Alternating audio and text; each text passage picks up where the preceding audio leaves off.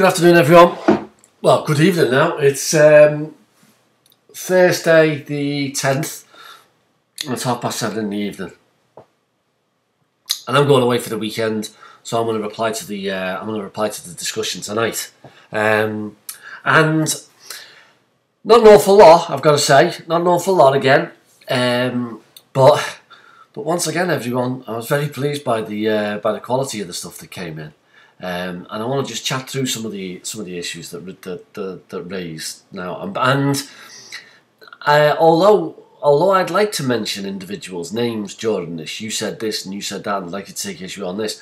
The medium by which I'm giving you this feedback doesn't really lend itself to me naming names. I don't want to do that because there's a confidentiality issue here. And boy, are we talking about sensitive material this afternoon. The ones who replied, yes, pretty much had a good grasp of what's involved in Gillick competence. Again, it's a capacity issue, isn't it?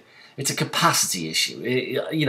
Is the person sitting in front of you capable of understanding what's going on? Or, before they get any treatment, have you got to go and get mum in as the responsible party who will either give consent or withhold it? And I think that prior to Gillick competence, the situation was extraordinarily strange. What was the thinking behind the idea that a person on their 16th birthday all of a sudden acquired competence? That's a very strange idea. You know as well as I do that there are some people who at the age of 13 are fully formed adults and can really can make their minds up about complex decisions. Whereas there are other people, and I'm not talking about people here with clinical problems, learning difficulties and stuff like that. There are some people you meet in your day-to-day life, and you feel that they're never going to get competence. You feel as though they shouldn't be given the vote. Their attitude to life is so immature. But the law came to recognise the fact that just because a person was lower than the legal age of consent for sexual acts, that doesn't mean to say that they couldn't, that they didn't have the right to consult a doctor and take treatment without telling mum and dad, you know. And that's another thing.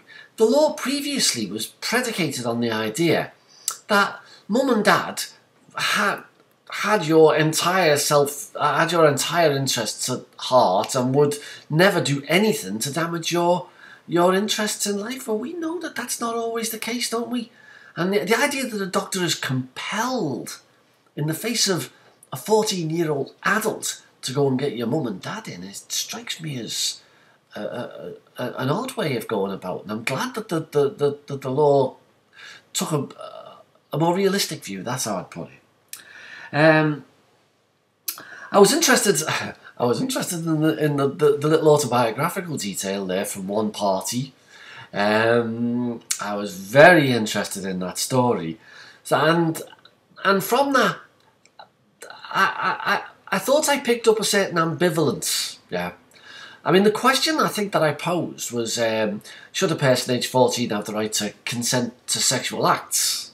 Yeah. And the reason why I put it like that is that people can tolerate the idea that a person has competence at the age of 14, but if you push it as far as saying should they have the right to have sex, then the idea can sometimes seem a bit alien to them and a bit horrible to them. And I got the impression there was enough self-doubt, there was enough self-questioning in that little autobiographical vignette for me to get the idea that my correspondent didn't say, yes, 14-year-olds should have the right to, but her opinion was that she wasn't against it. Not necessarily for it, consent for sexual acts age 14, but she wouldn't say no, if you get my drift. It was less enthusiastic than, oh yes, they should have the right to have sex at 14 when they want. I'd have been very interested, by the way. Very interested to know what the point of view would have been had the boyfriend been 16 above the age of consent with a 14-year-old, and that must be some parents' situation where it's pretty much against the law. You know, true 14-year-old, that's kind of, but a 17 and a 14. And yet, when I was, to be honest, when I was 14, 15, well, 16, 17, relationships like that weren't that uncommon, actually, now that I think about it. And of course, the correspondent in this case has pointed directly to the concept of harm reduction. I suppose it's a harm reduction approach that she took with her daughter.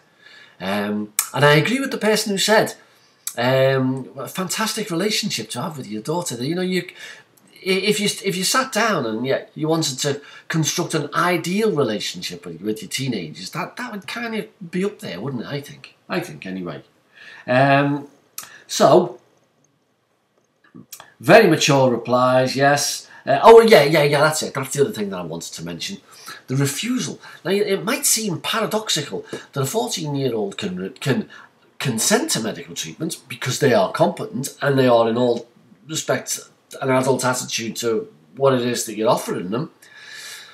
But it's much more tricky when people are refusing, when these people are refusing consent.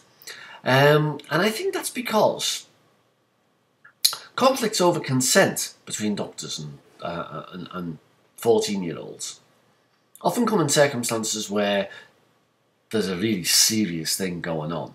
The example I can think of is that a Gillick competent girl up in the northeast a few years ago got terribly sick and required a heart transplant, unfortunately. And she just refused point blank to even consider it. Yeah, and the law said, when it went to court, and the law said that the doctors could proceed with the procedure against the refusal of consent of this Gillick competent 14-year-old. And I think the idea there is, it's one thing to consent to go on the pill. That's one thing. Even if you don't go on the pill, you won't die. But go without the heart transplant and you may well die.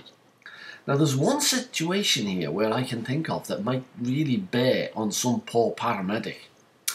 The other situation in which Gillick competent teenagers' refusal of consent is ignored is in cases of anorexia, where the young person is refusing to go into treatment facility and the courts decide that they should be taken against their will and treated against their consent.